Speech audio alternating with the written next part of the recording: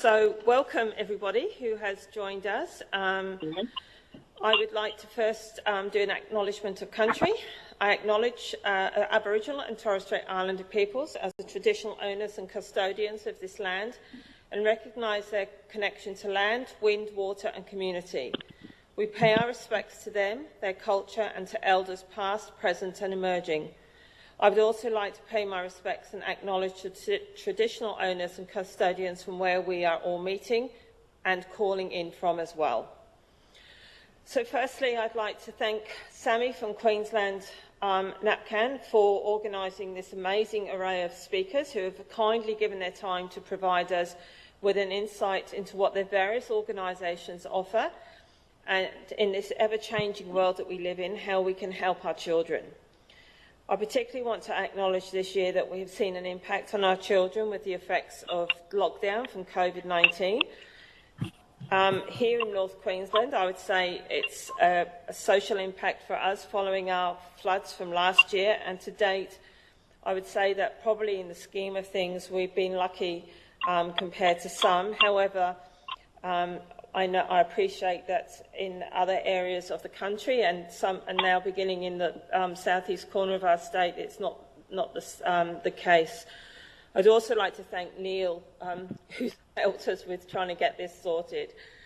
So our first speaker today is Nikki Patterson, who works for the Australian Institute of Family Studies and who's going to present to us how we can best work together to keep improving cross-sectional relationships between child protection and child and family welfare practitioners.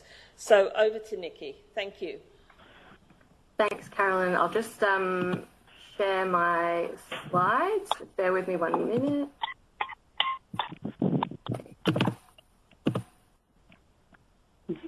Okay.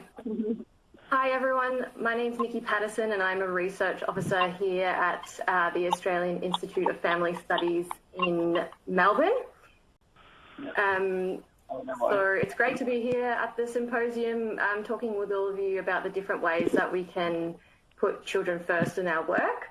I'm really looking forward to hearing the presentations today and the discussions that will come out of the presentations as well.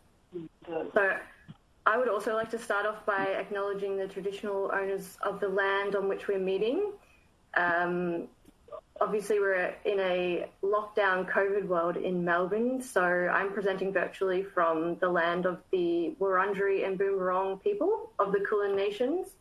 And I'd also like to pay my respects to the elders from any other communities that might be participating today in the symposium. So thanks to NAPCAN for having me here today for this event as well, and to everyone in the audience for coming along and for all the hard work that you're doing in your communities to support children and families.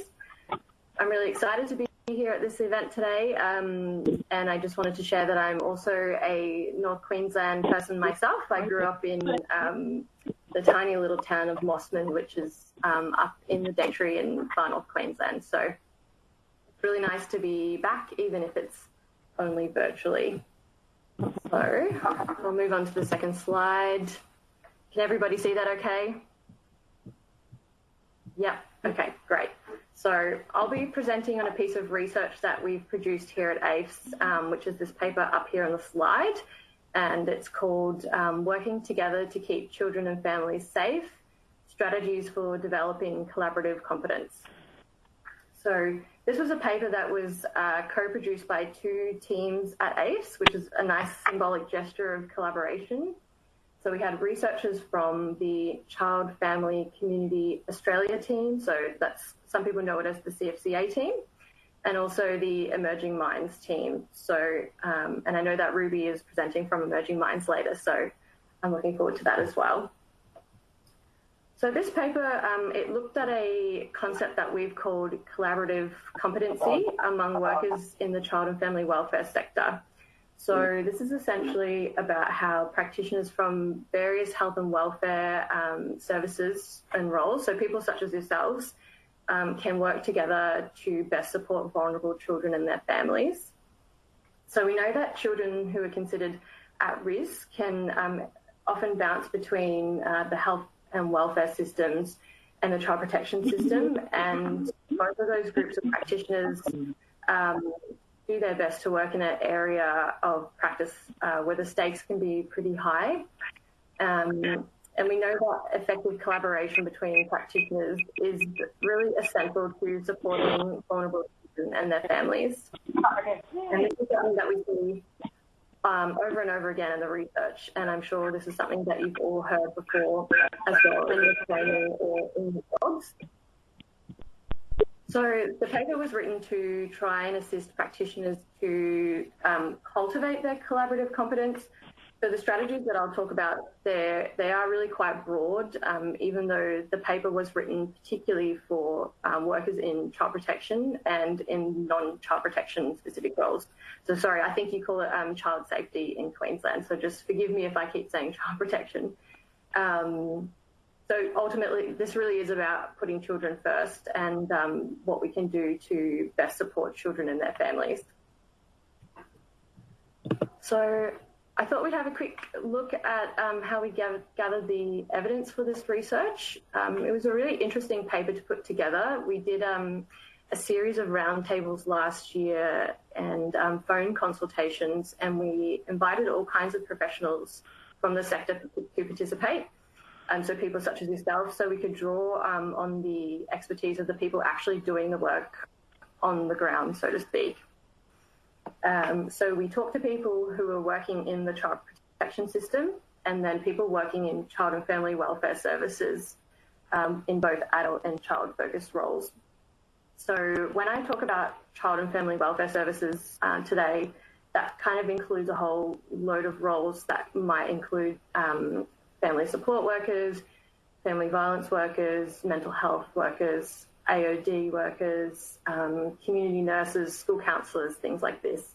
So really it's about anyone working with children and their families who have multiple and complex needs, but in a non-statutory capacity. However, in a role that is likely to interact with a child protection or statutory role.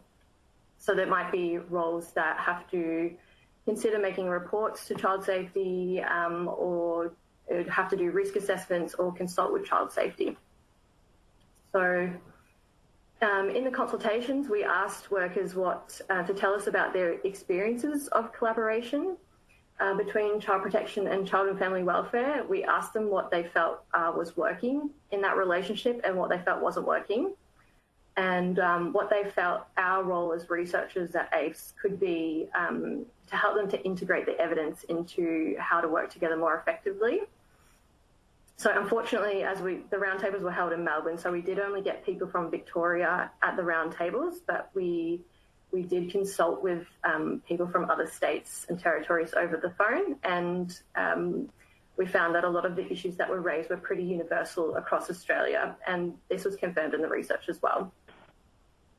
So basically what we were hearing from practitioners was that although there were challenges and like a lot of challenges in that collaborative relationships, both people working across statutory and non-statutory roles were really wanting the same thing, which was around positive outcomes for their clients, particularly children and their families. So that's what I'll be focusing on today, how we can support you with what the research and the evidence says about the best way to build those collaborative relationships across the statutory and non-statutory roles.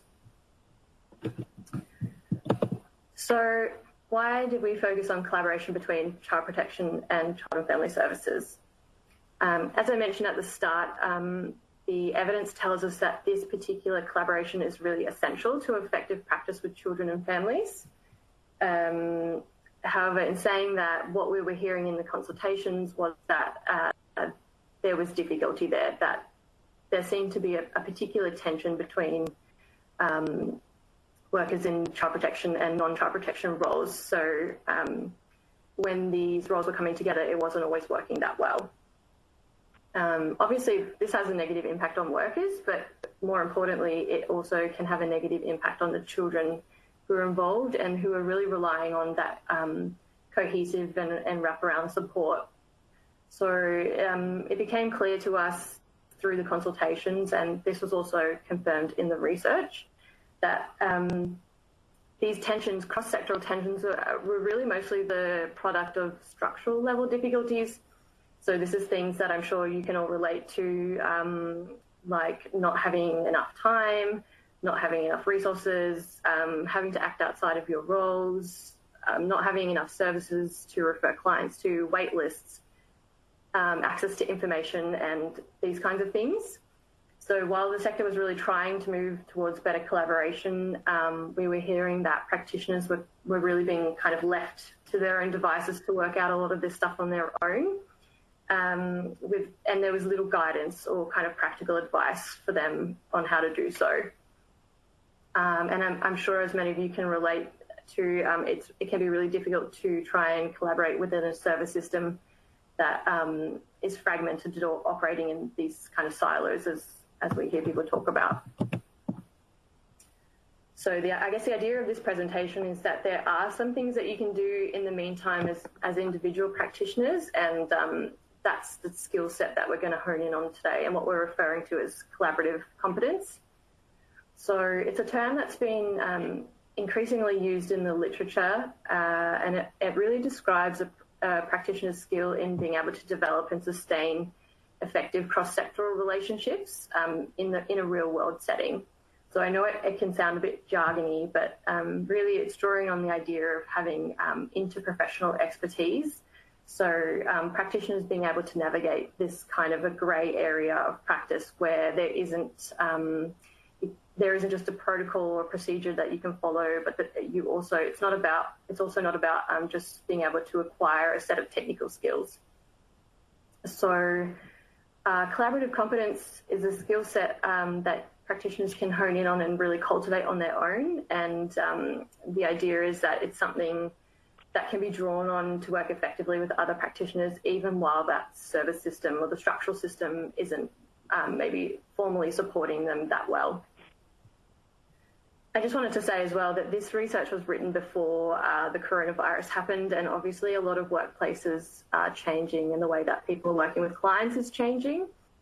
And potentially this is making collaboration harder if services are moving online and not doing as many visits and stuff. So I just wanted to say, I guess I don't have all the answers today, but there is a lot of research that's coming out that we're sending out links to in the CFCA and Emerging Minds newsletters. But I just ask you to keep in mind how concepts like collaborative competence might help you in your work, or help you to continue to work as best you can in the current circumstances. And ideally, this is happening in conjunction with improvements to the structural barriers to collaboration. So we really need both the structural and practitioner level approaches to working together. But we wanted to do something at AIFS that would help to support practitioners with where they're at now, and how they can really navigate the current system that we're working with. So collaborative competence can mean different things for people in different sectors. When we were looking specifically at child protection and child and family welfare practitioners, my colleagues and I found that collaborative competence could be strengthened by 3 broad strategies up here on the slide. So we've got understanding, clarifying, and communicating. And it's really likely you're doing a lot of these things already. But this concept is really just about kind of promoting discussion, reinforcing good practice that's already being done, or maybe even just giving you ideas or strategies if you feel that it would be helpful. It's important that you trust in your own expertise, as well as drawing on the evidence, and really just use this presentation to reflect on what might be a fit for you in your role.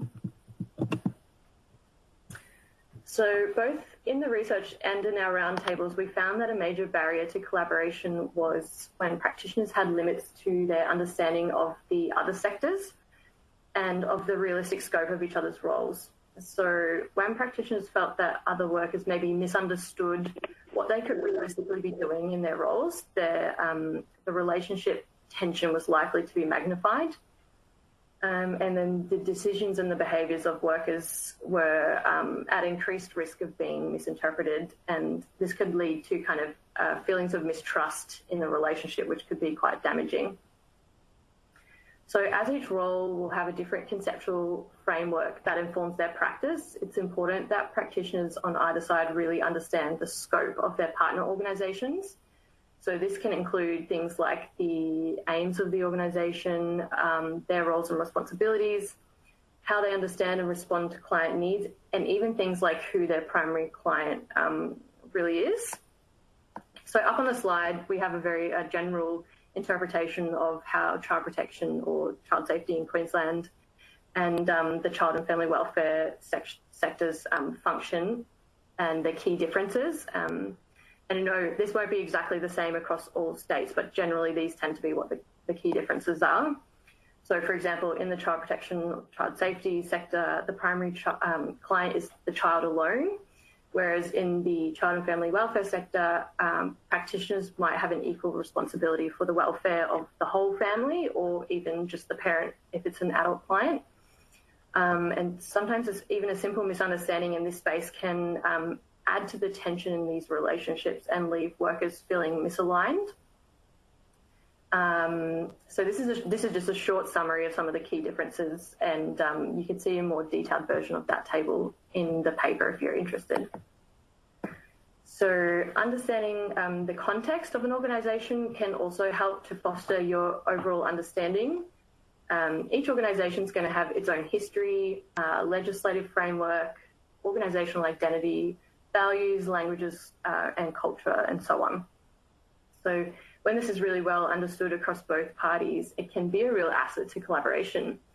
And it can bring a diversity of perspectives, and that can be really invaluable for working out these complex practice problems that a lot of you face and help to lead to more creative solutions for clients. So this strategy is really about minimising misunderstandings and reducing any unrealistic expectations that can exist on both sides of the partnership. In our paper, we talk about, when we talk about this, we also provide some ideas for practice. So this is kind of more explicit and more advice how you might apply this information in your own practice context. So these will be relevant for some people listening and not so much for others. So just a note that they're not meant to be prescriptive. They're really just suggestions for you to consider or dismiss if it's not relevant to you. So a couple that we mentioned in the paper on this one is trying to attend interagency meetings if and where possible, or raising this with your supervisor if it's not something that's available to you. Also to draw on the wisdom of more senior practitioners in your organisation. So that might mean meeting with them to discuss their knowledge of how the sectors and the roles interact, or asking for specific guidance on issues of collaboration. So the next strategy that we had was to clarify. So once practitioners have a good big picture understanding of the sectors, they can really clarify where collaboration is necessary and what that might look like. So things to consider might include questions like, would collaboration be beneficial with this particular child? What would the roles and responsibilities be for both practitioners involved in the collaboration, and what might be the barriers and facilitators to collaboration in this particular case? So the research tells us that collaboration tends to be most effective when practitioners have a clear understanding of their own role and also a clear understanding of the role and responsibility of their collaborating partner. So this is between those statutory and non-statutory roles. And also a sense of the ways in which they might be able to collaborate in a particular scenario. So the confusion that can sometimes be there around whose role or whose responsibility things are during the case planning phase can have a really negative impact on practice. It can lead to duplication, it can lead to wasted resources, and even at the extreme end, it can sometimes lead to inadequate assessments of risk or provision of services. So practitioners can sometimes feel like they're in a bit of a power struggle with the other worker when these boundaries aren't clear, and that can lead to feelings of stress or burnout in the workers. So having clarity around your own role and responsibility is really important. You could ask questions like, what are the decision-making processes I'm expected to follow? What procedures should I follow when I have concerns around the safety of children and families that I'm working with? How do existing protocols and regulations affect the scope of the work? And it's important to also know this about your collaborative partners, and this can help to contribute to a more effective working relationship. You might even find it useful to try to bring all the parties together to discuss roles and responsibilities, and particularly to reiterate your shared goals, which is going to be about putting children first and protecting children. And also to just remember that this role clarification, it might be an ongoing process that needs to be revisited through the case as the case proceeds, and renegotiated and reinforced at times. So again, a couple of ideas that we had for practice were checking in with your supervisor if you feel that the reality of your daily workload isn't actually reflected in your role statement. This might be something that needs to be discussed and reviewed by the organisation. And we had a lot of feedback from the forums that this was the case for a lot of workers, that they felt they were having to work outside their role statements. Other ideas included mapping out available services in your area and keeping that information as up to date as possible. And again, to just reiterate the shared goals between workers. So try to keep in mind that it is likely that you're going to have a shared goal between practitioners and also with your client, which is going to be about keeping children safe. It is likely that even if there's tension in that relationship, everybody is trying their best to achieve these goals, and it can be helpful to just articulate that. So the last strategy that we had was to communicate. Obviously, all of you are doing this already and are probably pretty good at this, so I'm not really talking about the micro skills of communication here, but rather the more broad actions that practitioners can do to communicate more effectively in those collaborative relationships. So as well as things that you're already doing, like active listening, non-verbal communication and things like this, there's a number of things to remember as part of your ongoing interactions, which are up on the slide here. So things like naming the process and actually saying what is and isn't working can be quite helpful, particularly if that collaborative relationship is feeling a bit stuck. And I also wanted to just highlight the point about sharing joint successes, which can be really important for the relationship. And again, we had some practical ideas for improving this high-level communication skills, which could include things like meeting face-to-face wherever possible, even though that might not be possible at the moment in a COVID world.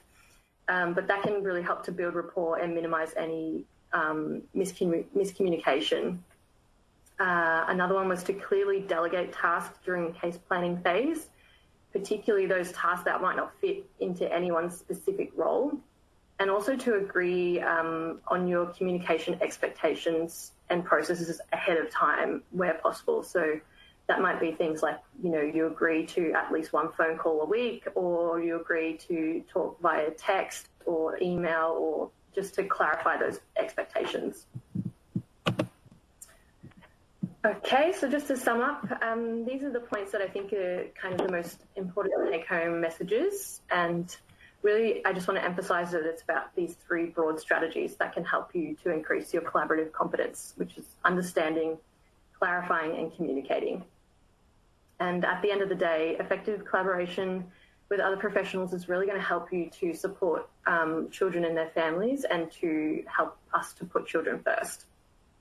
So if you're interested in looking at this research in more detail, you can download this paper on the CFCA website. And we also have a recording of a webinar that we did on this topic, where we also include a case study from a child safety organisation and a local outreach service in Brisbane. So thanks everybody for listening, and I'm happy to take any questions or comments that you might have, and I'll pass it back to you, Caroline. Thanks. Thank you, Nikki. That was excellent. Does anybody have any questions for Nikki?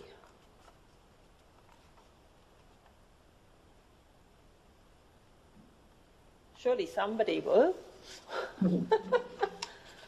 That's fine if not.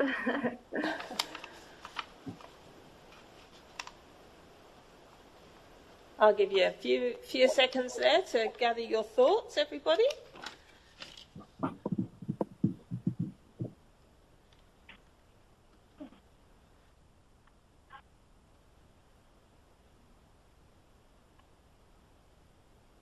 I've got one. Is it okay if the speaker asks a question?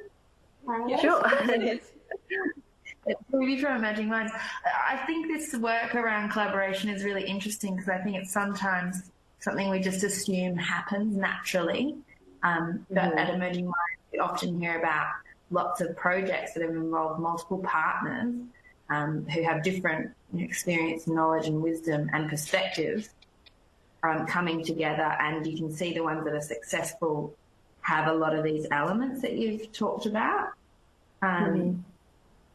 Did people talk about successful and unsuccessful times in the research? In the roundtables? Yeah, definitely. That was really the framework for how we started this discussion.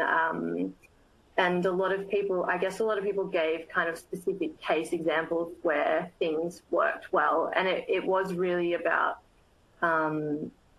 those kind of principles of communicating, being clear about expectations, building rapport and having a good working relationship.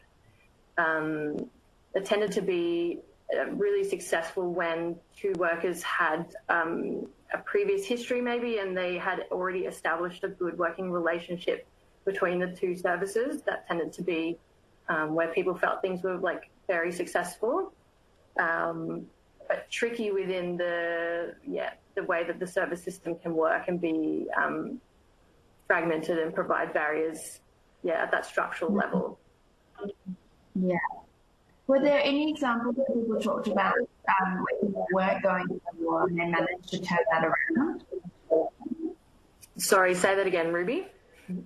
Were there examples of where people weren't going so well, but services managed to turn that around?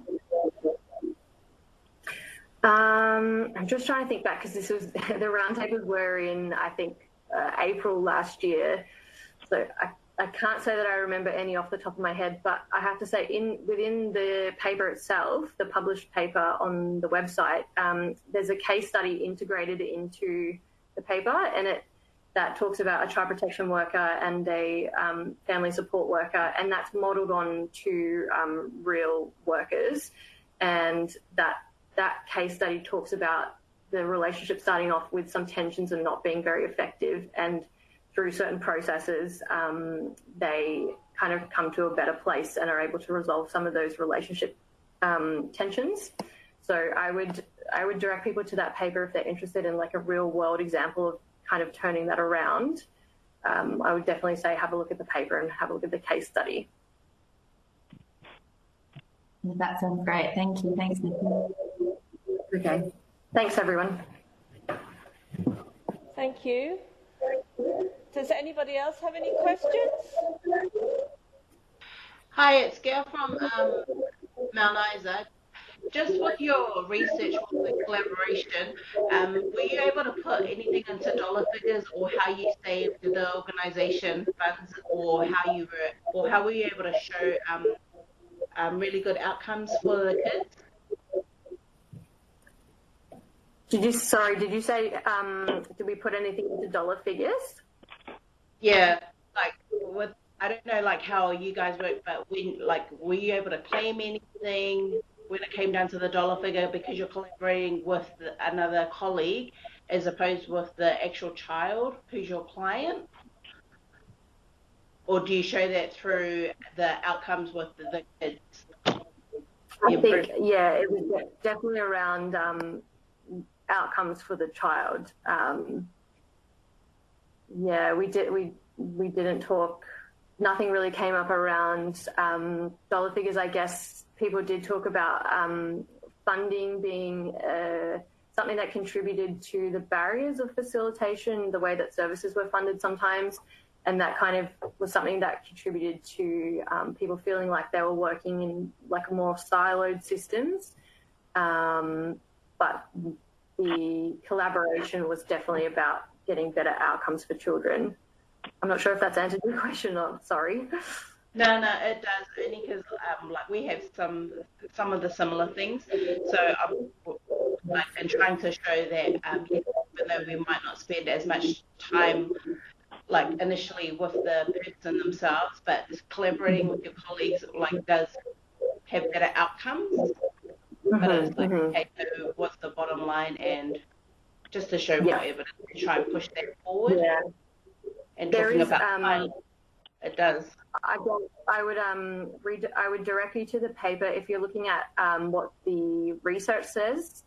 There's a lot of that evidence in the paper, and it does talk about it is something that it's more successful when it's driven from the organisation, so not where the responsibility is not just solely on the individual practitioners. It's important that the organisation has an appreciation for the importance of good collaboration, and that is something that's championed by the organisation. So, I would suggest having a look at the paper if you're looking for like more specific evidence on that.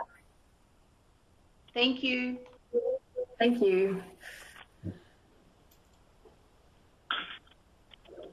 Okay, thank you very much. What I'm going to do now is we're going to move on to our next speaker. So I'd like to say thank you very much, Nikki, for your participation. It's really very much appreciated. I hope that things will change for you down in Melbourne shortly, and you will be able to get out and about.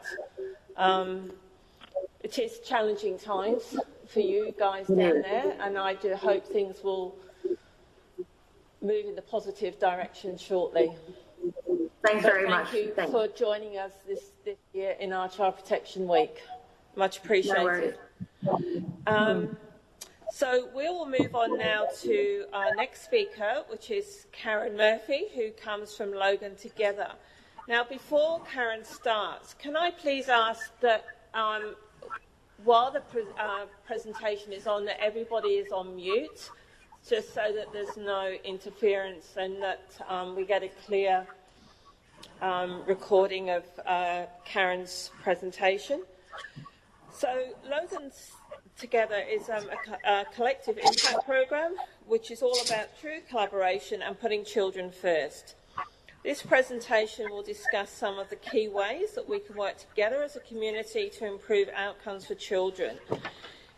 It would also highlight some of their innovative projects, including the community maternity and child health hubs, which has significantly improved maternal engagement in health. So I'd like to welcome Karen to the stage, so to speak. And thank you.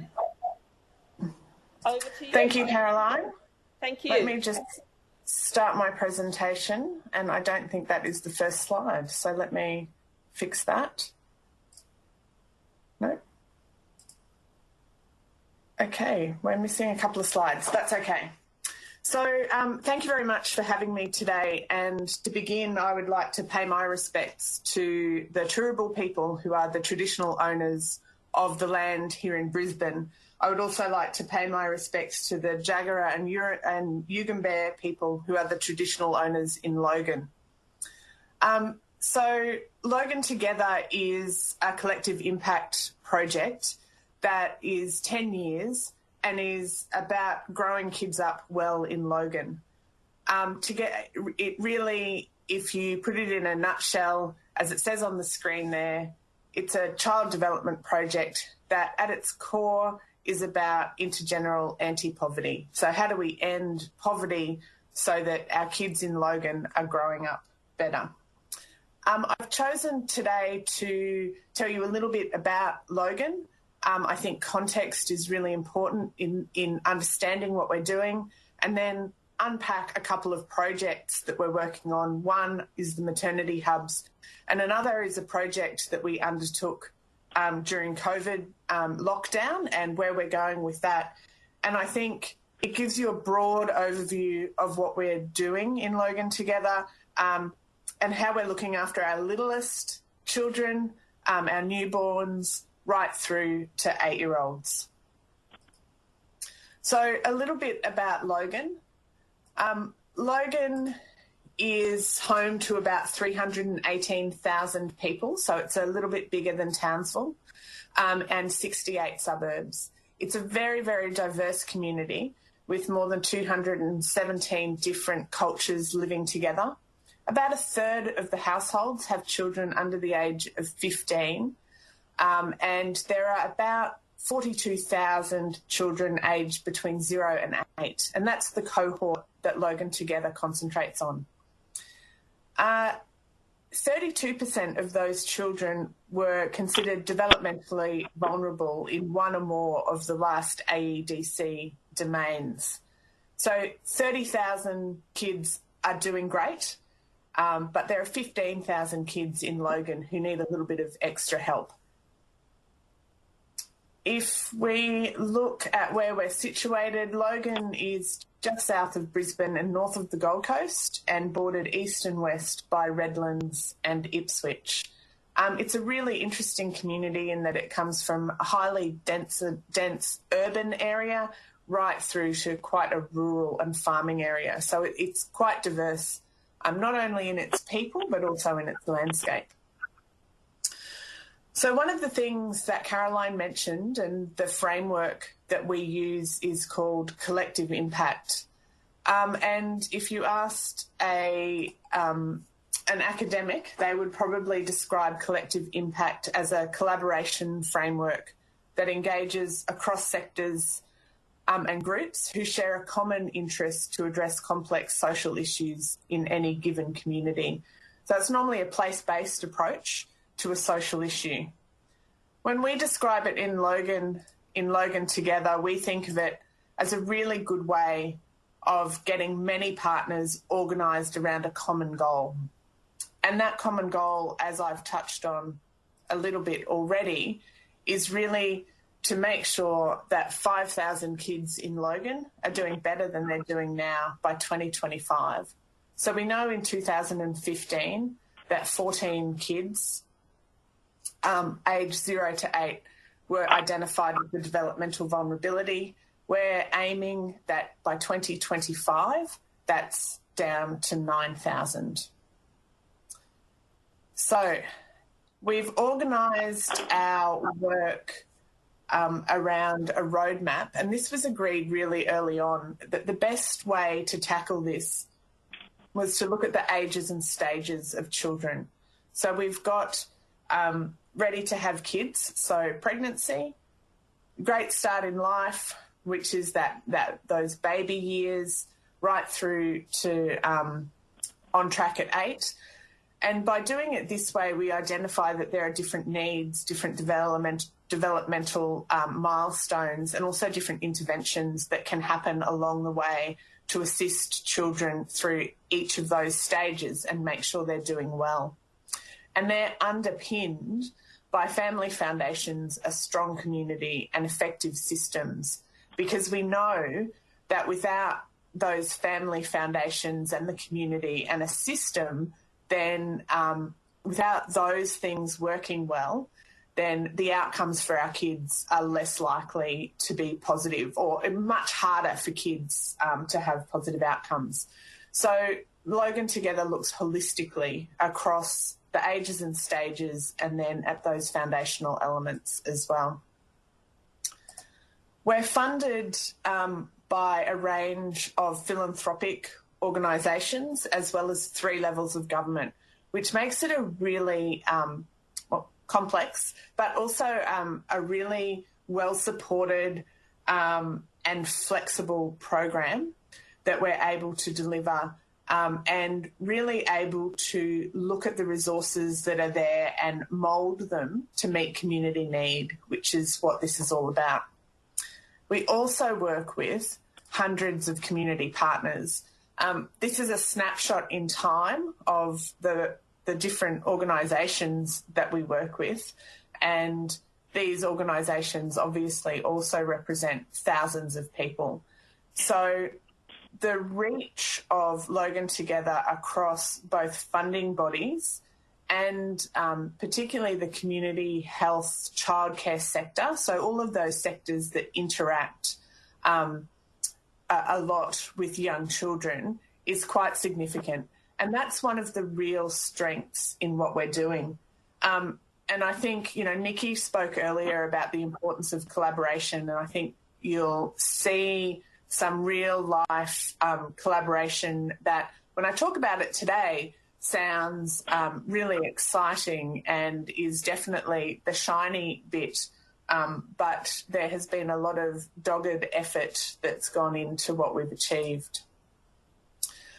So collective impact normally sits around 6 sort of areas, and I'll just touch on these because I think it's important to keep them in mind when we look at the next, at the project.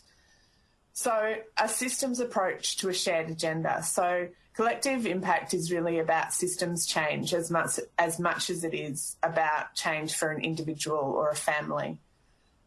It's about building a community movement with inclusive engagement, so making sure that the voices of all, the quiet voices, the hard-to-reach voices, are really included in what is being built. It's about empowering that community then and giving individuals, family and community the capacity, the ability and the opportunity to be part of that decision-making process. It is underpinned by strategic learning and is evidence-informed, and I think that will come out loud and clear in the example that I have. That there is shared local decision-making, and I will show you in a minute our shared governance arrangements, which are a little bit scary-looking, but really make sure that we've got all voices at the table trying to make those decisions. And I think when we talk about this, it's very easy to go, yes, it's there and it's happening. It's much harder to make it happen, and it's an ongoing process to make sure those voices and that local decision-making can happen. And the Container for Community Change is really the backbone organisation which I am part of, which helps to facilitate and hold space for all of this to happen. So it provides the container in which collaboration can happen, change can happen, things can be tried, and things can fail in order to learn and move forward. So as promised, our collective governance arrangements look like this. So a pie with lots of different pieces. At the centre of our governance is Warral Karilbo, which is our Aboriginal group, and they are core to what we do and provide advice and decision making on all the elements. So you'll see the elements all at some point come back to the centre there. It's supported by the Backbone team, and Backbone team is a not-for-profit organisation, a company limited by guarantee, and is supported by the Logan Friendly Community Board. Our leadership table is made up of the decision makers in Logan, government, non-government, so we have 3 levels of government on that. Non-government, we have Warral community and other interested groups.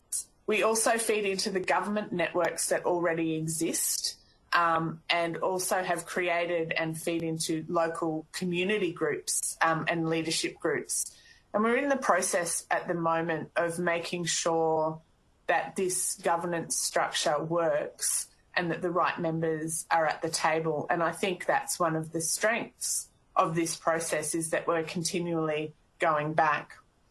The action group is, as it suggests, the action group, and does sit at, as it is right there, sort of in partnership with the leadership table. And those 2 groups particularly feed up and down to each other.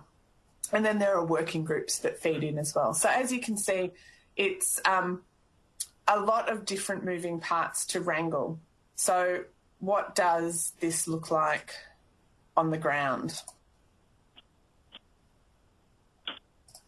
The case study that I'd like to share with you is the maternity and child health hubs.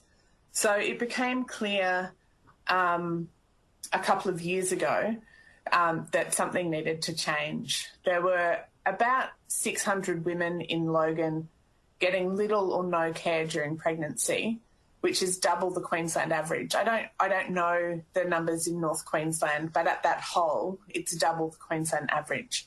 And there were lots of reasons: lack of transport, uninviting clinical environments, cultural factors and thoughts around antenatal care, a real desire for relationship care, so a one-on-one relationship with someone on an ongoing basis rather than seeing different people, and wanting to have some sort of connection during that care with the person and the environment in which it was being provided.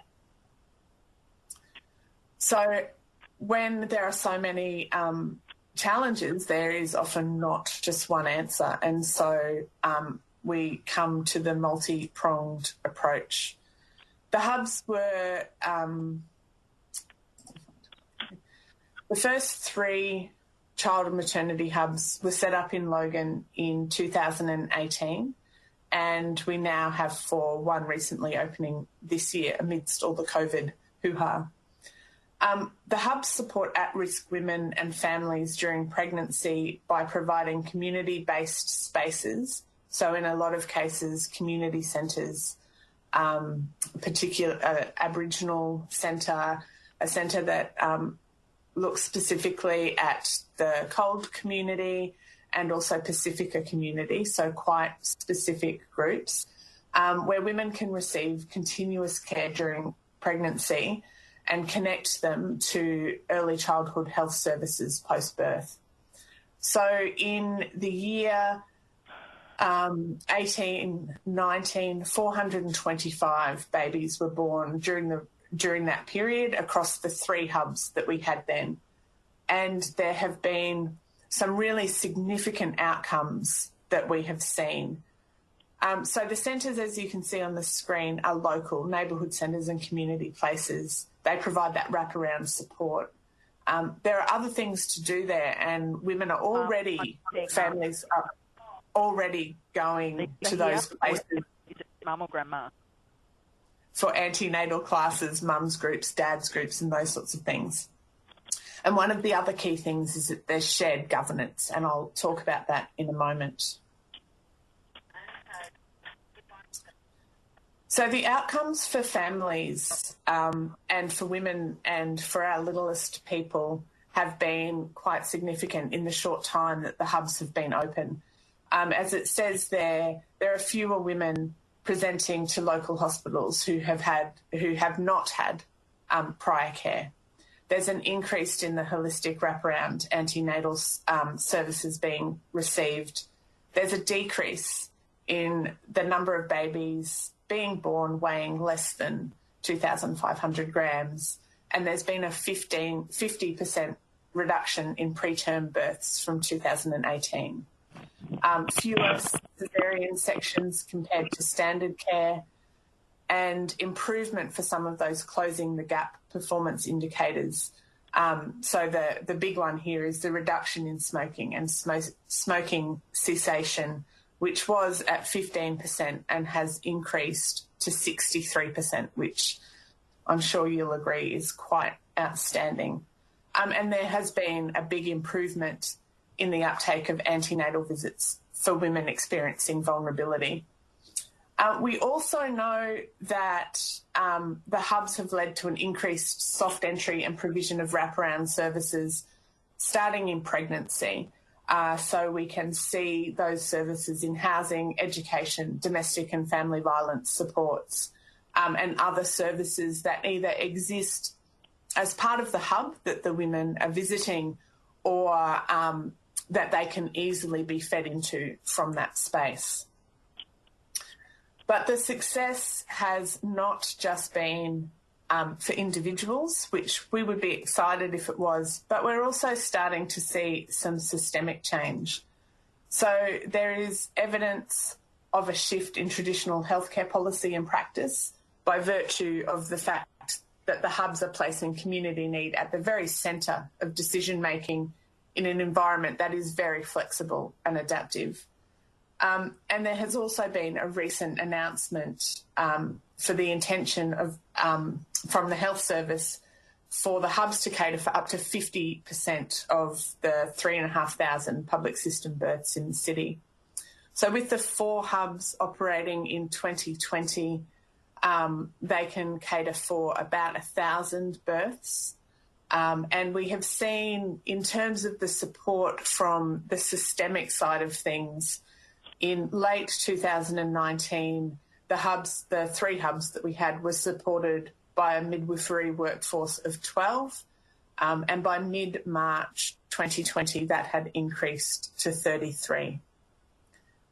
So why have they been so successful? What are some of the keys? Certainly that collaboration has been important, critical, and the commitment of a very wide range of partners to getting this project and to addressing the need of women in Logan.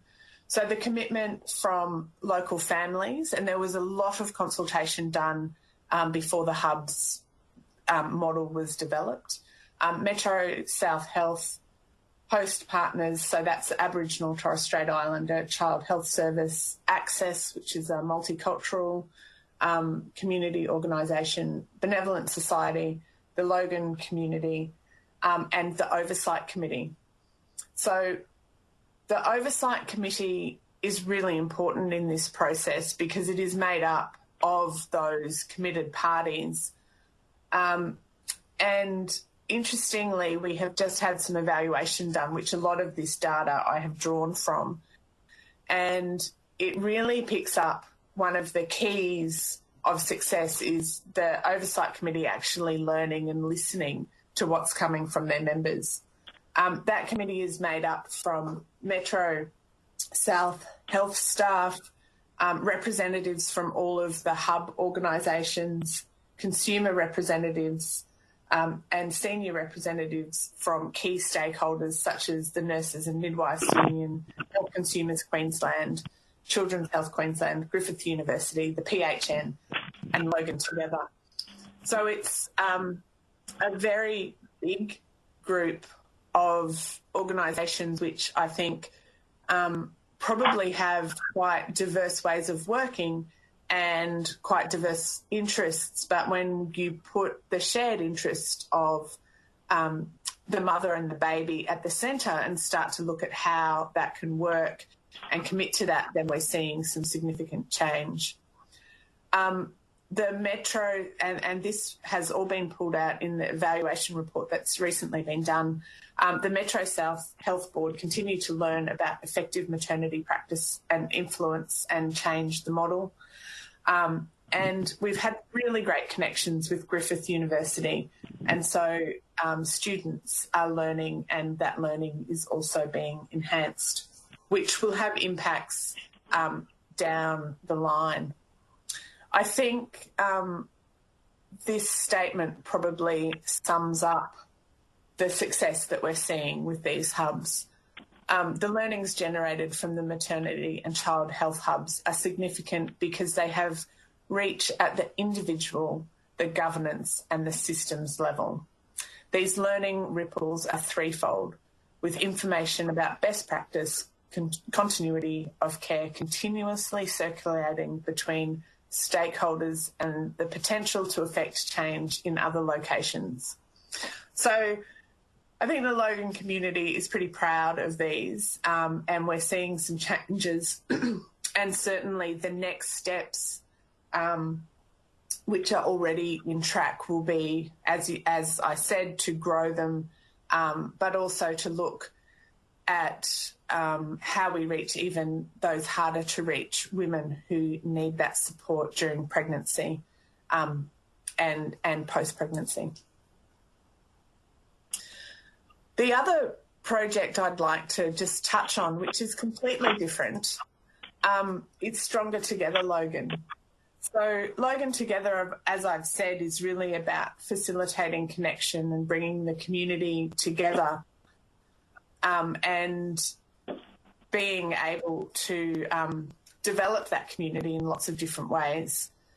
When March 2020 and COVID came upon us, we, like, you know, the rest of the world, had to stop and think about where was our role in keeping kids well, and what could we do in a time of lockdown when most of the time we're about connecting people. So we decided to give, after talking to our partners, we decided to try and build a virtual community gateway, so an online platform to support the community while they were locked down in numerous different ways. Our first go at it was rough and ready, I'll be honest, but it was built on the premise of online connection, being able to have somewhere that locals could feel connected. Sharing, so we invited the community to share. Trust. And the trust was really important because one of the things that we became really, and I'm sure you were aware of as well, is there was so much information, particularly at the beginning of the pandemic, so much information, and particularly on social media and those sorts of platforms, that it was overwhelming. And something that you saw yesterday that was of interest, today you really needed to find, and it was impossible who posted it, what platform was it on, and so it was really hard to find that information.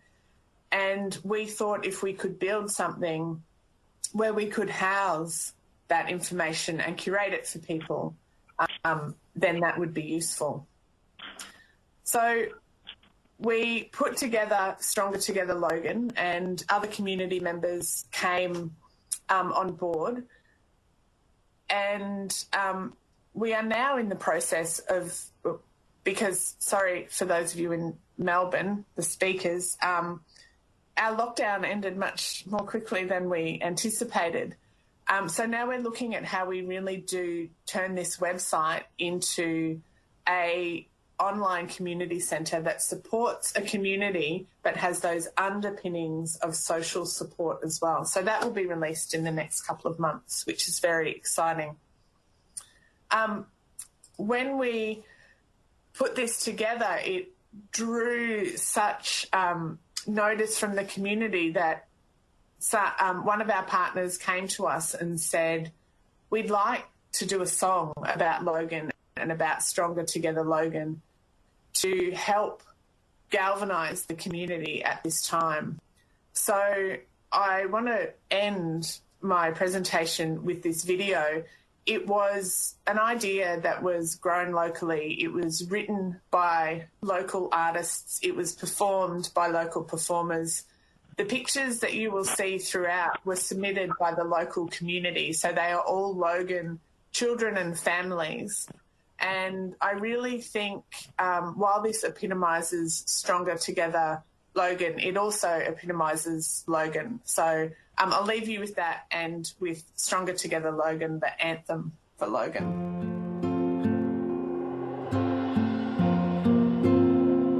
And she said, Mommy, can you show me how to grow a plant that we can eat? We can share it with our friends and the people in our street. And he said, Daddy, can you teach me how to kick a ball just like you did? All I want to show you, Dad, is how I can be like you. And I knew I must hold on to this moment. Let's take time to play with our children. Let's take time to teach them all we know. We can light up their faces and light up their hearts just by giving them our love and time. Let's say hi to our dear old neighbor. Let's say hi on the streets to passers-by. It's a smile or a friendly word that could take a soul from dark to light just by taking the time to say hi. We are stronger together in our family community when we join our hearts and heads as one.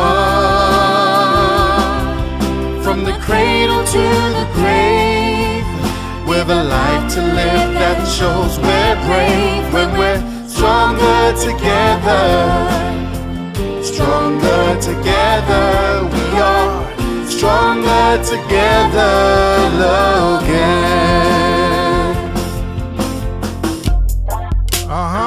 Let's go.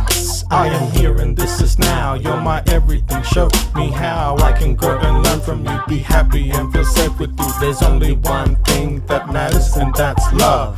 Teach me to be kind by showing me how I can learn from you. I'm watching you now. You mean the world to me, my everything. You're my greatest love. Let's sing and play forever. Let's be stronger together. Hey ho, we're in Logan, yeah, the city's our hood. We got a strong unity that's in community, the family, sister, brotherhood. Everybody stronger together. Every day we try to get better. We can always overcome with harmony and love.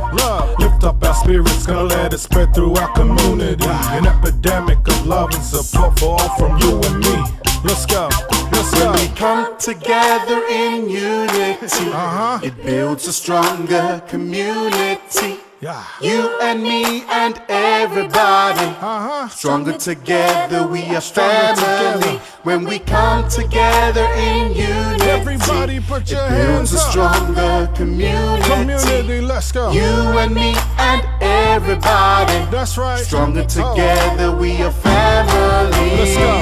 Let's go. We are stronger together in our family community. When we join our hearts and heads as one. Everybody put your hands up and From sing. the cradle to the grave, That's right.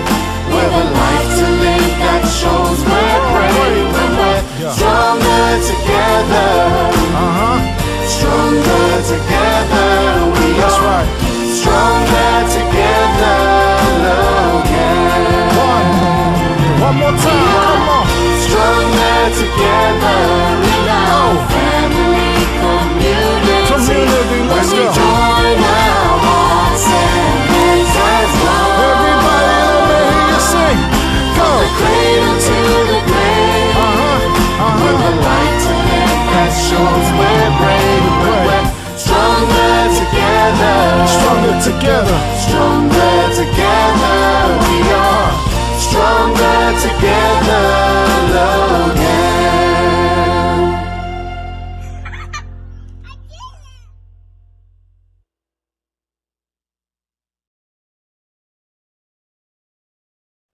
So, yes, thank you.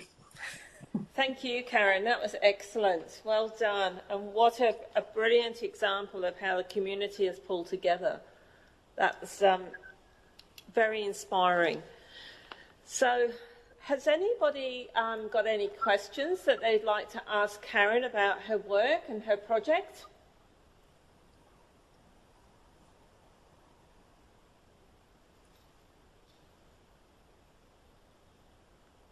I'd like to ask Karen, is this a type of project that you think that you'd be able to look within the state of similar areas that would be able to be replicated, do you think? So the whole of Logan together, or well, that's sort of the type of project that you've done. Yeah, absolutely. I think the important thing to remember is that every community is different. I think, though, the principles are the same.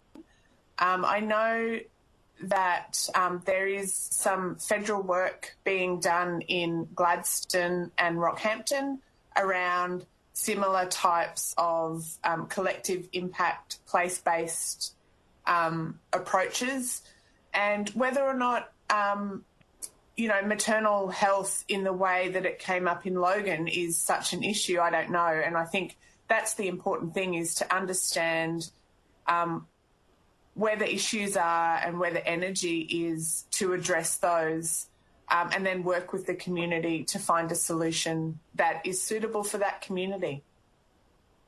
Definitely. Up here in Townsville, our midwives have just been working on a project where I suppose really they've taken antenatal care to the women in the community who have been who can't access antenatal care, be it for transport or location, and that's been successful. And that's not necessarily aimed at our Indigenous community, but there are certain pockets perhaps within the community where you know that there are people that do not attend. So taking the clinician to that community has proved successful, and it's a startup. It's a project that will shortly finish, but the findings from that will then go on to be implemented. So and I think the concept of taking the midwives into community spaces where women were already there, where there were not those barriers that we see often in terms of clinical environments, where they were broken down. The next step that I know we talk about in Logan together is then that continuity of care post 6 weeks birth, and how do we build that relationship so that we talk about a life coach until your child's 2 or something like that. How can we connect all the dots in the system so that families and children have that ongoing relationship-based support? Well done. Thank you very much. You're Okay. So our next speaker, if everybody is happy, and I'd like to say thank you very much, Karen, for that, will be Ruby Oram from the Emerging Minds Foundation. So Ruby, as some of you may remember, very kindly presented last year at our symposium when we were able to have an audience. This year, obviously, we're on a different platform, and she's kindly come along and going to have a look at how we as practitioners and parents and carers can best support these children with our mental health during the events such as COVID-19. So Ruby's going to, as part of Emerging Minds, share the latest recommendations and highlight the toolkits which they have created, which includes videos and fact sheets and podcasts and informations about what to expect and how to help children and families cope during these trying times. So over to Ruby, and once again, if people can make sure that they're muted during the presentation. Thank you.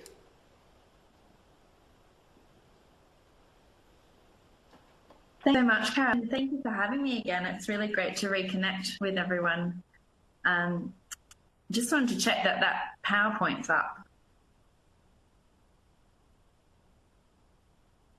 Yes, is that working at your end?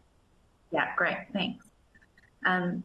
So as Caroline said, I'm going to talk about some of the resources that we've got around child and family partnerships and maintaining that collaborative approach during COVID.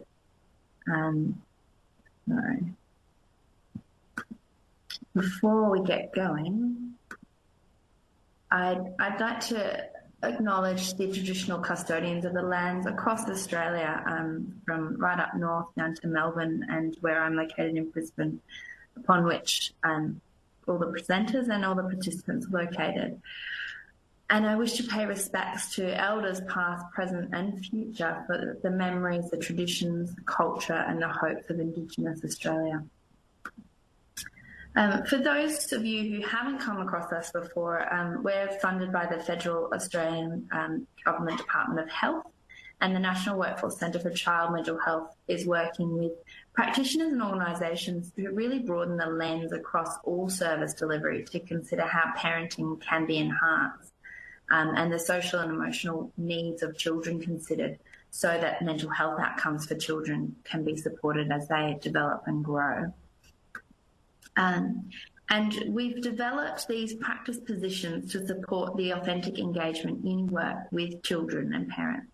And these positions, they're embedded in all of our online resources. So you can find them in they're described in a bit more detail in our workforce development framework. I will, at the end of this, put up a slide with all the resources that I reference so that you can locate them. And these positions, they've been devised from both research and practitioner wisdom, following conversations with individuals also who have a lived experience of service delivery. And they've really told us that the single most important aspect of child-focused practice is to ensure that children are visible throughout every aspect of service delivery, which kind of conceptually sounds easy, but we all know that doing it, there's lots of factors that come into play. So when we're considering engagement with children and families, I really wanted to jump in on that one of collaboration that we've talked a lot about or heard a lot about already today. And this really occurs when professionals work alongside children, parents and families to reach that shared understanding of their circumstances and concern. And collaborative practice, particularly with children, occurs when practitioners view them as genuine participants in the decisions that affect their lives. So I'll invite you to consider, as I talk through the rest of the session, how these positions apply to service delivery locally in your region. But now I'll highlight some of our resources that really bring these positions to life in building workforce capacity.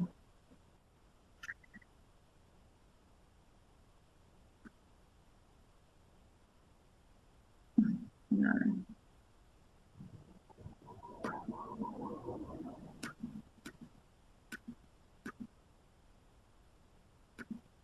There we go. So the first one I wanted to jump in at, some of you might have seen our new toolkit that's come out in response to the pandemic, supporting children's mental health during the pandemic. And it contains resources that will assist both practitioners, but also parents, carers and kin to support children's mental health during events such as COVID. It's got videos, podcasts, fact sheets, guides, and it includes information about what to expect around children's social emotional wellbeing and how we can help children and families cope.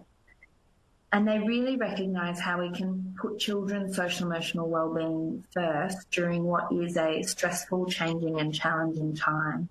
And sometimes, how children are going can be hidden by, things like parents, regularly checking the news as COVID unfolds, or focusing in on some of the economic impacts and vulnerabilities that are affecting parents' lives, which trickle onto children.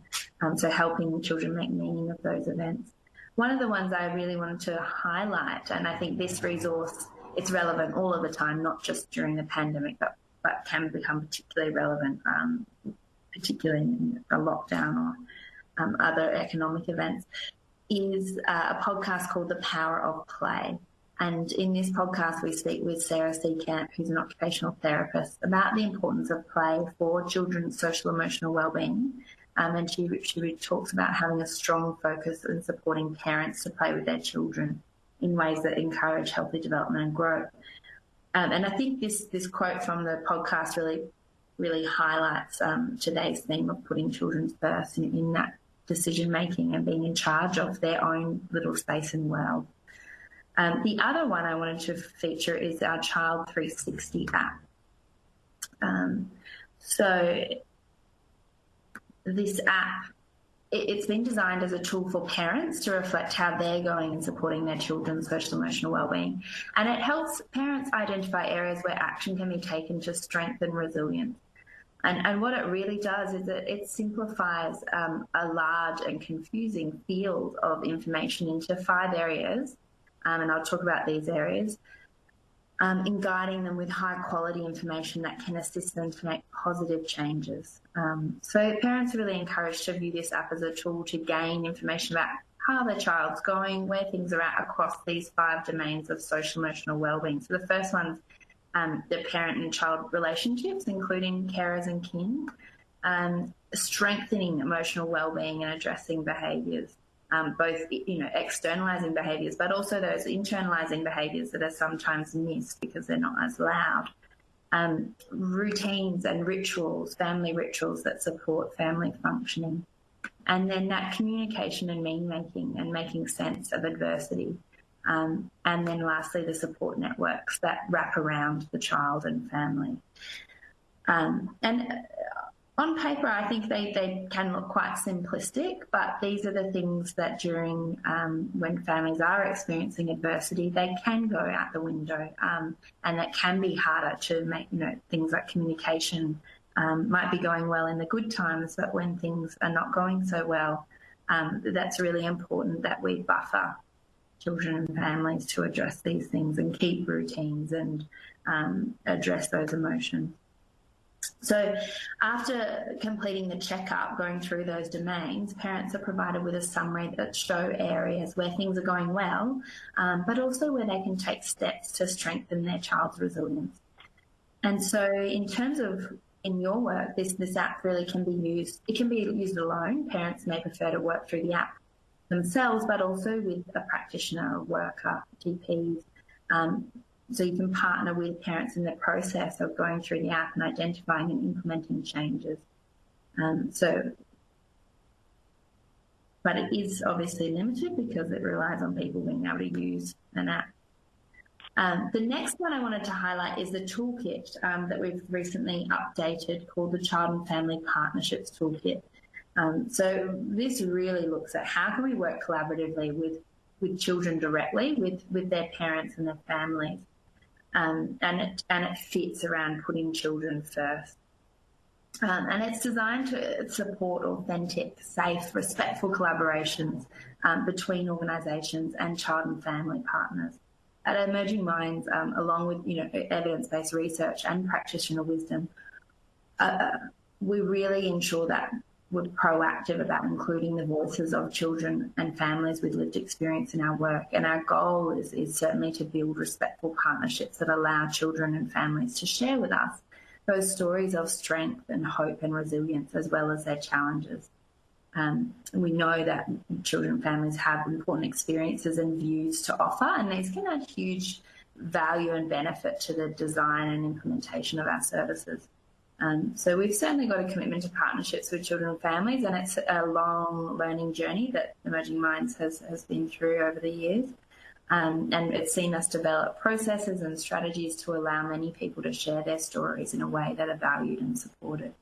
And I think these partnerships really act as the cornerstone of our work and ensure the best outcomes for what we deliver. So really the purpose of the toolkit, the Child and Family Partnerships Toolkit, is to share our knowledge and experiences in ways that will help other organisations develop and implement child and family partnership strategies. And it may seem daunting at first if this isn't already part of the work, but indeed there's no denying there is a lot to consider. But this toolkit helps break down these processes into plain language, manageable sections, and it provides the links and documents and templates for you to adapt to your area. So I might jump over to you, Caroline, and just play the Child and Family Partnerships video, if you please. Thanks. These are our stories. Stories of family, of laughter, of difficulties, worries, richness, love. Will you take the time to hear them? These are our voices. They come from where we have been, what we have lived, what we believe in, what concerns us. Will you listen to them? These are our experiences, hard-won, painful, delightful, and true. Will you try to understand them? They offer you so much. Stories that enrich your work, experiences that are authentic, and voices that deepen your understanding. We all have the same goal, to give all children the best chance to be healthy and happy. Form a partnership with families like us and access our experiences. Because when you hear us, when you listen, and when you understand, your work becomes stronger. It becomes yours and ours. Make the decision to form partnerships with families and children. Sometimes starting is the hardest part, so make the decision and take the action and you'll be amazed at the results. Don't be afraid to be engaged with our Aboriginal families to help make a difference to our Aboriginal children with their health and well-being. You may not always get things right, but it will always be worth it. It can seem like it might be really hard work to set up child and family partnerships, but everyone's going to benefit from it, whether it's the family, whether it's the children or the young people or the organisation. Everyone's getting something from it. It really is worth it.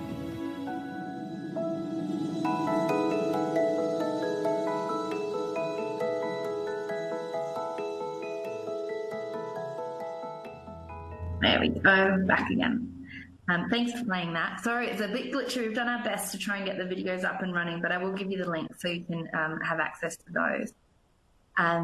The thing that's really important to acknowledge, which we saw some of the people in the video who have contributed to this toolkit, the voices and narratives and experiences of the children and families who've heavily informed all aspects of this toolkit. And it's really been built on years of working in this space. And I want to thank all those who generously contributed their time and knowledge.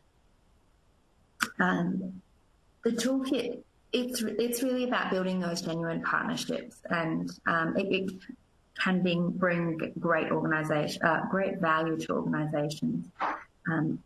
But the development of authentic and mutually beneficial partnerships can only be ensured where they're supported by a whole of organisation approach. So they're guided by robust policies and procedures. The intent and the purpose and the limitations of every partnership are clearly explained and transparent and reviewed. And the contribution of child and family partners is consistently either recognised through remuneration, reimbursement, or other appropriate ways.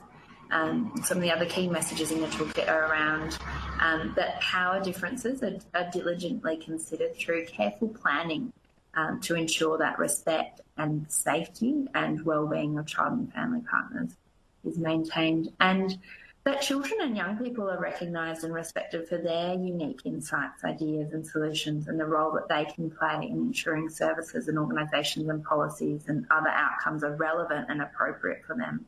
And we've got some really good examples of this happening in Queensland, say with the Child and Family Commission, or what we've heard with Logan together today. That First Nations child and family partners are engaged in reciprocal relationships and culturally responsive practices are used in doing this, that's guided by respected elders in the community. Diversity is ensured through recruitment of child and family partners with a range of diverse backgrounds and experiences, and that an ongoing commitment to evaluation leads to continual improvement in outcomes for both projects and child and family partners. So it's really about including in your evaluation how are we going with this? Have we met our outcomes of engaging with child and family partners? And it was really great hearing Karen talk about the Logan Together evaluation and hearing that, that there was feedback that the Oversight Committee was genuinely learning and people felt listened to. So in the toolkit, it's certainly not an ad hoc process, but there's a planned and considered way, and the resources walk you through that process of establishing and maintaining those relationships with child and family partners, from preparing to managing relationships and group processes and reviewing. And I've pulled out one practice paper there that was co-produced with the Australian Institute of Family Studies. And I really enjoyed this one, and really invites us, it looks at how does co-design invite us to think differently. Now I'm going to play another video, if that's all right, Caroline. The next video is called Flying Solo, and we briefly met Jess in the first video. She discusses how, when she was 16, she developed and implemented a program for young people who were moving out of home for the first time with the support of her worker. I moved out of home when I was quite young. I was 15 or 16, and I learnt a lot of things the hard way. So although I still had mum around the corner, I still was in a caring role for her, she wasn't able to kind of give me some of that sort of advice on looking after myself and being an adult while still being a child. So I had all these ideas about the information that I was learning through mistakes that my peers probably shouldn't have to learn that way. And we lived in the country, so one of the biggest things was young people finishing school and moving to the city for school and further education and training. And a lot of their parents don't go with them, and so they then learn those things, through making lots of mistakes. So I had this sort of idea about a program that would give a young person the information they need when they move out of home. So it would help someone like me who kind of preempted that quite early, but also would give, people who have really good parent support, still give them, the empowerment to be able to learn some of those things for themselves rather than having to rely on the parents for it. So I wrote up a program, and I had a worker who I talked to about my idea, and they really encouraged me that this was a really good thing to do and that it shouldn't just be a dream, it should be something I actually enact. And they helped me write a grant and applied for money and helped me connect with an organisation so they could support all of the admin and the rest of that program. And so Flying Solo came into effect, and I was paid a small amount of money, but paid to follow my idea through from an idea to a fully fledged program that was piloted in a local high school and got really great feedback. And then the year after, it was done in, 2 different high schools. And I haven't heard about it recently, but even 10 years after I'd left the area, it was still operational in some of those high schools, which was really awesome to hear. The real crux of the whole idea was a folder with all of the information. So it covered bills and cooking and bond and how that works and, all the sorts of cleaning. It covered everything that someone would need to know to move out of home. And I think it's got a lot to do with how I ended up in my career path, because I went, oh my gosh, I got paid to do this. This is awesome. I could do this again. What I love about hearing Jess's story is that it's pretty clear that the impact on her back then was quite powerful, but we hear snippets that this actually shaped her future as well. So I think that it's coming up now. Great. So I think it's quite clear that engaging children and young people in decision-making processes has great benefit, both to practitioners, organisations, the children family themselves and the wider community.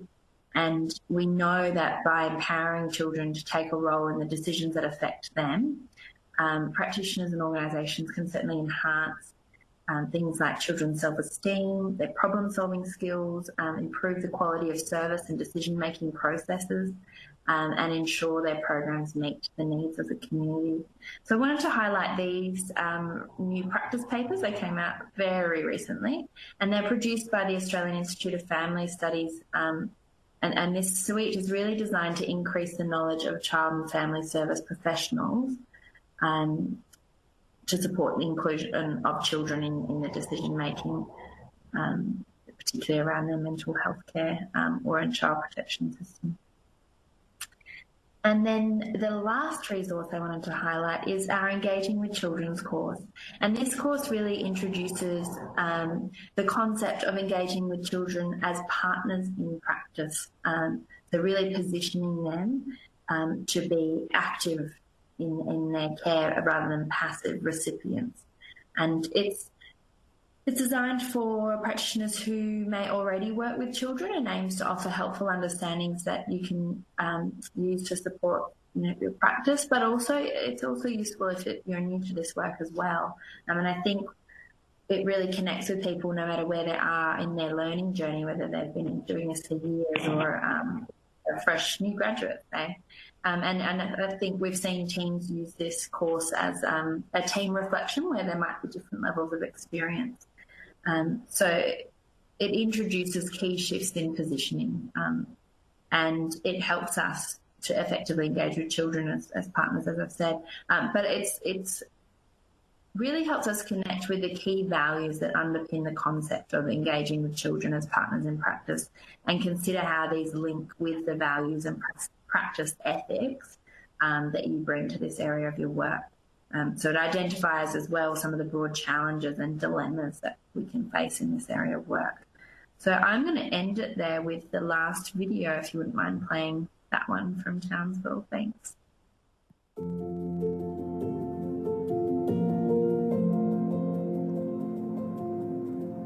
I sometimes feel strong to do things, brave, to do hard things, small things, big things. This was kind of me looking down on the younger kids, saying like hi to them and speaking to them and trying to like be a role model for them, I guess. Usually I'm a person that doesn't like being all depressed, but sometimes I am.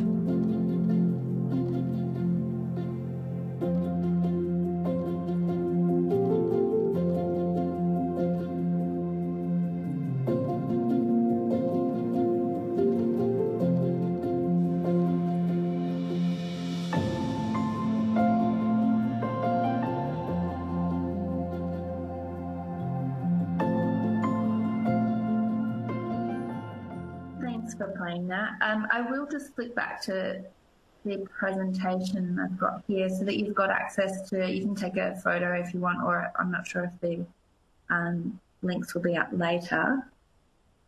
Make it work. There we are. There's the references for you there. So you can locate everything that I've mentioned today from the very beginning of the Workforce Development Framework, all the videos, all the toolkits, that's those there. So thanks so much for having me, and I hope that we've provided you with some ideas and resources to add to your toolkit that can support this way of working in putting children first, whether it's already a part of the work that you do or some new ways of working. Thank you, Ruby. That was excellent. Well done. And it's good to have you back presenting for us again. So with our audience, does anybody have any questions for Ruby that they would like to ask?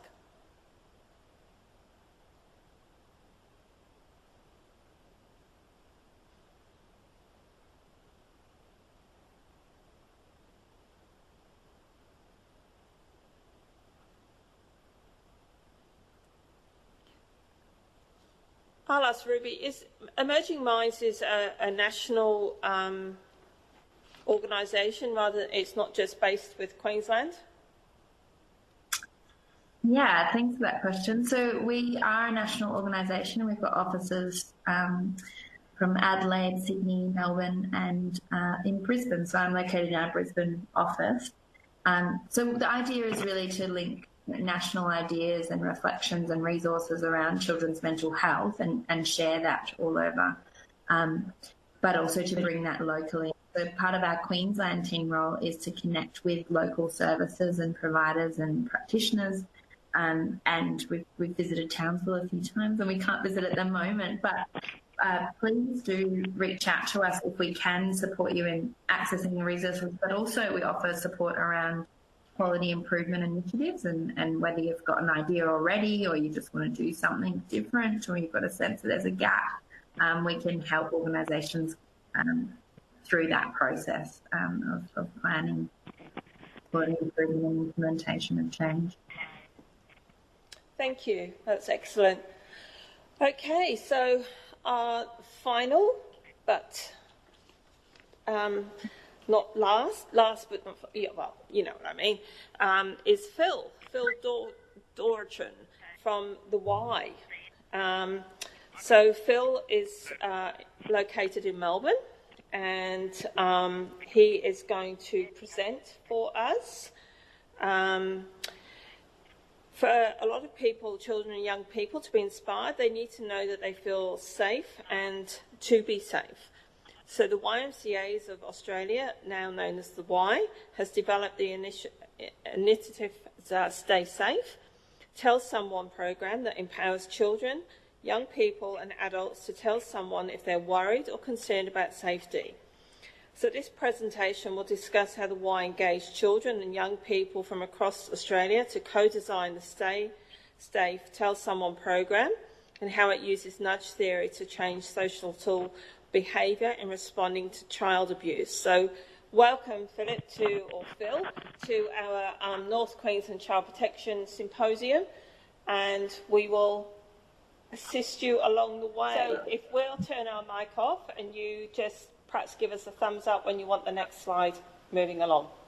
Perfect. Thank you very much. Okay, thanks everybody, and thanks for holding out whilst bit of technical difficulties. It wouldn't be a Zoom meeting or an online meeting if we didn't have them. So yes, so my name is Phil. I use the pronouns he and him, and I'm going to talk to you about the YMCA's new safeguarding program.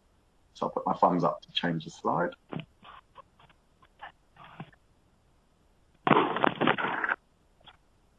Perfect. So just obviously like to acknowledgement of country. I am sitting on the lands of the Wurundjeri people and would like to pay my respects to elders past, present, and we really at the Y like to pay our respects to those young leaders that are emerging, as that is really part of our philosophy. So thank you all for having us, and I'll move on to the next slide. Perfect. We will, so this is me. You get to see another picture of me as the Y seems to put us up. I am the National Executive for Safeguarding at the YMCA of Australia. And I'll give you a bit more detail about who the YMCA are. We're not just gyms, even though sometimes we're fought for that reason. And I head up a national team of child protection experts who sit across the country in every state and territory. So we would obviously like to say happy Child Protection Week.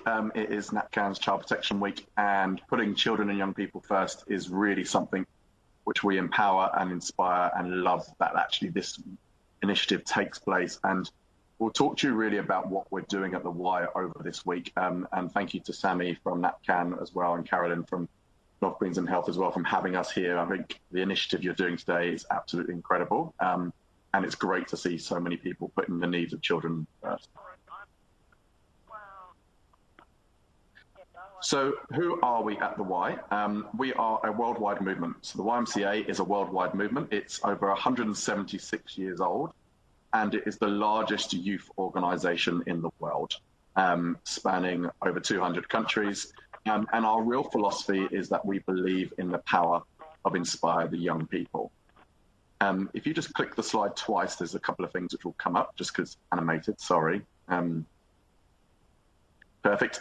So we operate in all states and territories in Australia. We have over 600 sites across rural, regional, and metro as well. And we usually come into contact with around 3 million children and young people each year. So we have a huge, huge range. And we do that across a range of 4 sectors. That includes early years, out of hours school care, sport and recreation, and youth. And that's where we have those sort of 3 million contacts across the country and across the year. So a real diverse range from sort of 2-year-olds all the way up to our 18-year-olds. But we also work with adults as well, and we really promote that intergenerational leadership of making sure we work with children and young people, work with some people who are young at heart, as we call ourselves. So we believe in the power of inspired young people. That is really our actual mission, our belief. And for children and young people to be inspired, we know that they need to feel safe and be safe. We know we can never achieve our mission of inspiring young people if they don't feel safe.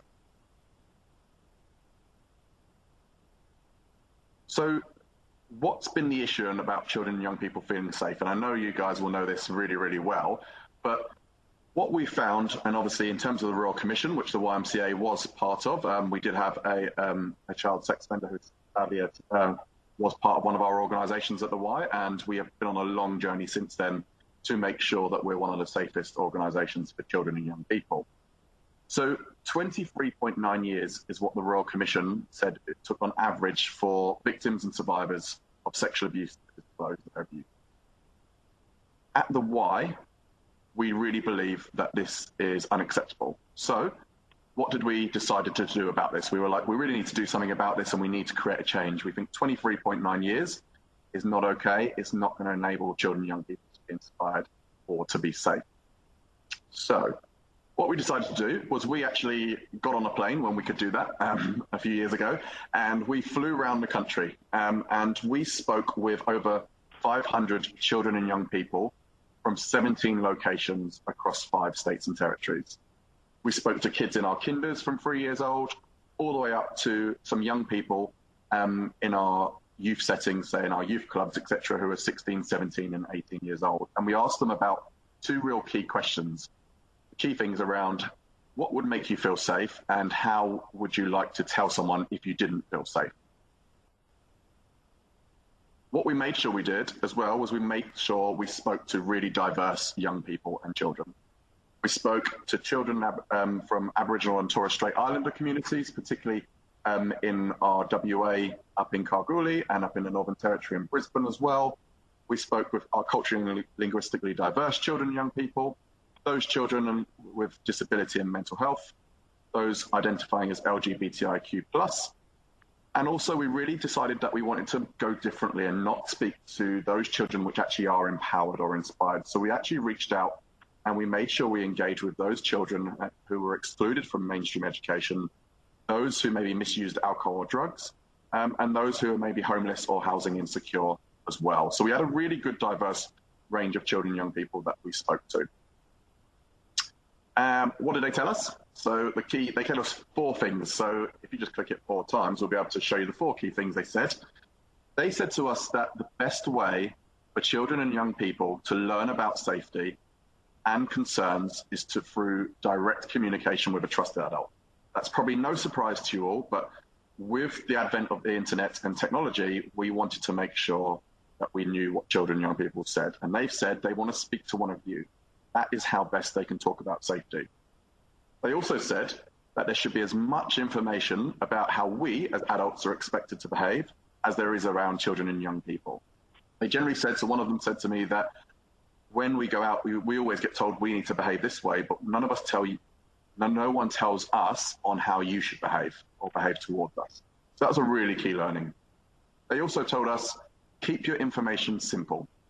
Use images, words. Remember, we're kids. We don't like these big reports, which you guys as adults seem to write and read all the time. Keep things really simple so we can understand them. And the final thing they said to us was that a code of conduct for adults should be seen as a promise or a commitment between the child and the adult, not just the adult and the organisation. So some really key learning. So we decided to obviously act on the children and young people's views, and we responded in this way. So our first response was we developed our safe behaviours. And this effectively is our code of conduct, but it is now in child-friendly language, and it is a national code of conduct that is rolled out across all of our YMCA and across our 15,000 staff. We also have a training program which embeds this using the research which we heard from children and young people. But the main piece which we actually did, which is what I'm really here to talk to you about today, is that we developed our Stay Safe, Tell Someone program. Now, our Stay Safe, Tell Someone program really came from this initiative. And what it is a really cool child co-designed program, which I suppose actually if this video works, we'll let the kids tell you what it is better than I can.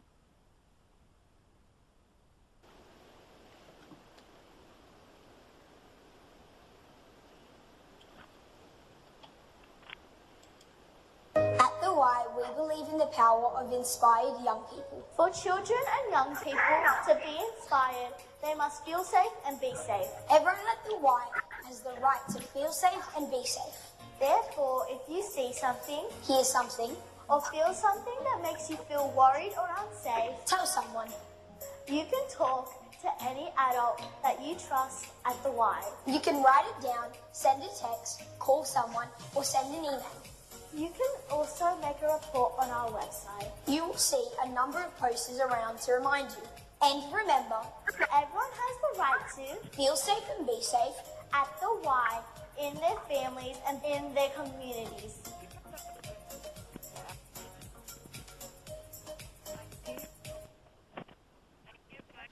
Brilliant, thank you. So hopefully a really great little video there, which we've actually launched nationally due to Child Protection Week across all of our socials. And the real premise of the program as it said there, is that we're using a theory called nudge theory to effectively empower children and young people to speak up if they feel unsafe or worried. So what does that actually look like? Like we said here, it actually means if you see something, so you probably see from my t-shirt, we've got it on at the moment, if children and young people see something they told us, or the second premise was if they hear something, or if they feel something, which is, they designed this with us to say, actually, it's a squiggle in our tummy. They said what they should do is tell someone. Really key model. And the model is been really central, because what we did after we heard from those 500 children and young people, we actually then co-designed this program with them. And we asked them to say, what is the concept of seeing? And they said to us, well, it's an eye with some lines coming out of it. So it was really imperative that we had children and young people design this with us. Otherwise, as adults, we could have designed it in a different way. They also said if you hear something, again with the lines, and then the squiggly feeling in the tummy they were telling us was if you feel something. And this became the premise of the program which we've developed. So what does that premise come from? It actually uses nudge theory. And in the YMCA of the USA, they actually use this for their staff, but we actually try to adapt this for children and young people based on the research. Now, lots of you will be very aware that nudge theory is used probably in the terrorism space, where if you go to a train station or an airport, you'll hear, if you see something, say something. So what we've done at the Y is we've actually used this premise to actually understand that if you see something, you hear something, or you feel something which makes you worried or unsafe, you should tell someone. And that is really where it comes from. And we're actually testing it now with children and young people who really get it and really understand it. But we're also working with our families, our communities, and our staff so that they're all trained in this process to effectively create a societal shift so that we actually get children and young people telling someone if they feel unsafe much before it comes too late. And that's really where we're going. And what we've done is we've developed, as you've seen here on the left-hand side, this is one of our posters, our really great posters, which was co-designed with children and young people and a young Indigenous artist who developed the actual background for us on this. And what she was saying was the black swirls there actually represent campfires, which every mob and would be in terms of around in Australia. The sun is representative of the Aboriginal flag, and the blue represents the young Indigenous artist because she's part of the salt water mob crew. So that's exactly why we had this. And actually for our Indigenous communities, they told us it's really nice to see something which is relevant to us, but also that you've created something for us and designed it with us. So there's a series of posters, but there's actually a series of training packages, one for 0 to 6-year-olds, one for 7 to 12-year-olds, and then one for 13 to 18-year-olds, and then one for adults. And it's a really simple training package which looks at, like we said, creating that nudge theory response and teaching children and young people and our adults about how to tell someone and who to tell. It also comes with resources. So we actually have a suite of resources which it comes with, so that if you're in, for example, our change rooms, we actually have posters of our change rooms that you should remain decent where you can at all times, but it uses that see, hear, feel, tell underneath, just in case you don't feel safe. And then as for Child Protection Week to celebrate NatCan, you might be able to see from my t-shirt, our young Indigenous artist created these really cool t-shirts for us, which is we are wearing across our YMCAs, which is see, hear, feel, tell someone, and we'll be using that across all of our staff uniforms moving forward, so we can really create that shift to make sure that actually we respond to child abuse and try and prevent it. And that's our real focus and main aim of this program.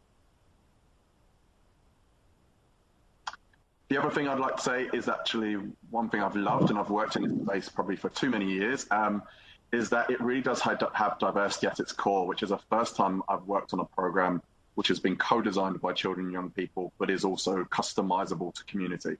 So our Indigenous communities and our cold communities said we always see our posters in English. Actually, what you see here is one clan's particular language. And what they said to us was actually it's great that up in Kalgoorlie, for example, they can adapt this and they've used it within their local language. In other aspects where their English is a secondary language, our Chinese communities have said it's great to see posters where we can actually read this and understand it in our own language. And that's really nice to see that they felt belonged and they welcomed at the YMCA. So our final kind of couple of pieces is that the way we're going to implement this is we're going to deliver this, and we've started. So this week was the launch for our program. And so far we've delivered 2 webinars to our staff across the country.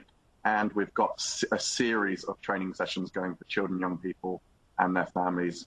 And we're hoping to reach around sort of nearly 10,000 people this week in training this initiative. So that's been incredible across our YMCAs. And a couple of things we have in place here is we have the infrastructure. The one thing I'd probably say is that what we did behind all this work was we created resources so that if children and young people do tell, they have a way and the structures are in place. So you can see here, that is our Safeguarding Children and Young People page on our website. And effectively, there's the QR code. If you held your phone up to this now, it will take you directly to an anonymous reporting portal, whereby it's child-friendly and kids can actually write an anonymous report if they're worried or concerned, and then we'll deal with it centrally as a safeguarding team. So the next steps to kind of close this is that we are looking at licensing this. So what we want to do is actually, we've spoke to a number of organisations, including a few sporting organisations who are really interested in the programme, and we're looking at a way we can license this further so that actually if we can create this shift across society that all children, young people, families and communities know if they see, hear or feel something that they tell someone, will hopefully start to prevent child abuse from occurring in the first place and helping children and young people to feel and be safe. And our final stages of what we're going to start to do is we're going to research this with potentially the Australian Childhood Foundation around, does this actually change behaviour? Because that's our real shift we want to see moving forward. Does this change behaviour? Does the see, hear, feel change behaviour and keep children and young people safe? So that is all from me. I've got some time for some questions. I know we've run over a little bit, but happy to answer any questions that any of you may have. And thank you for having me. Thank you, Phil. That was excellent. I think we worked the technology really well. I think we're a good team there. We did. You're incredible. Thank you so much. Does anybody online have any questions for Phil?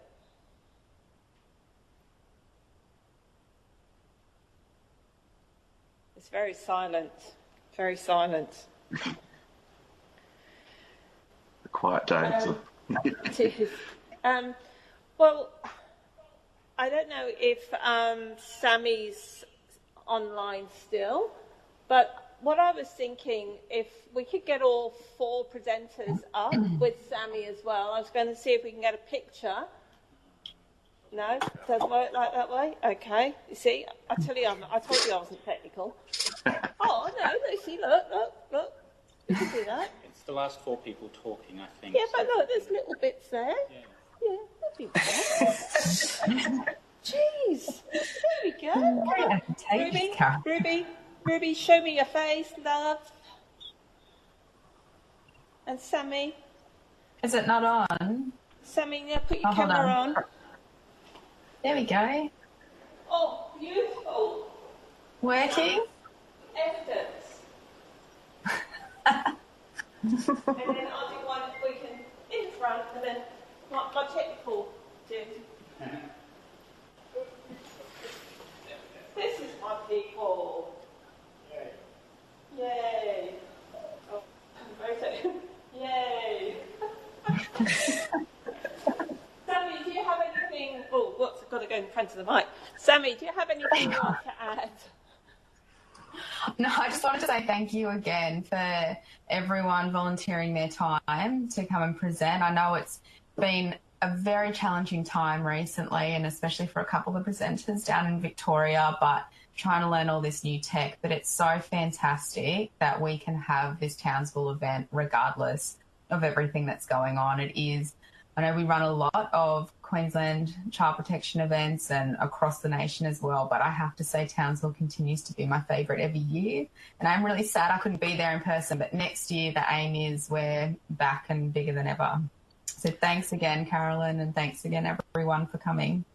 Oh, no, thank you. And thank you to everybody who has taken the time to share their presentations, their ideas, their thoughts with us in this special week. Next year I do have something in mind, I hope. I still intend to be here. My plans are eventually to go and move down south across the border, oh dear, to my grandchildren, but, you know, I don't know. It's funny actually when you think about how children respond, I suppose, in this time. My 3-year-old grandson, his response to COVID, or Corona, as he calls it, because his mum has spoken about, you know, why we couldn't do things, we couldn't go to cafes for coffee anymore or whatever. His favourite shop is Kmart. It's just the area where they live. They love Kmart. He loves Kmart. You can buy everything in Kmart, including his teeth, apparently. But he went round Kmart as an avid new protester saying, no more Corona, no more Corona. So that was his impact that it's had on him. So he was very happy when they were allowed back in that shop. Bless him. But, yeah, that's what I have to look forward to. But anyway, on that silly note, I would like to say thank you. Thank you especially to Neil for helping us out, because without that I'd be very, very stuck. And I hope that the rest of the week goes as well for you, Sammy, with the rest of your presentations. And good luck for everybody in their ventures. And I hope that we can all one day meet up. So I thank you once again for your time and patience with our tech problems this morning. Thanks for having us. Okay. And I will send you so a copy of the recording once we've got it condensed without the stuff at the beginning. Okay. That could be the bloopers reel. That's that's the bloopers. Usually longer than mine. Yeah. More entertaining. All right. Thank you, everybody. Thanks, everybody. Thank you. Bye. Thank you. See you later. Bye.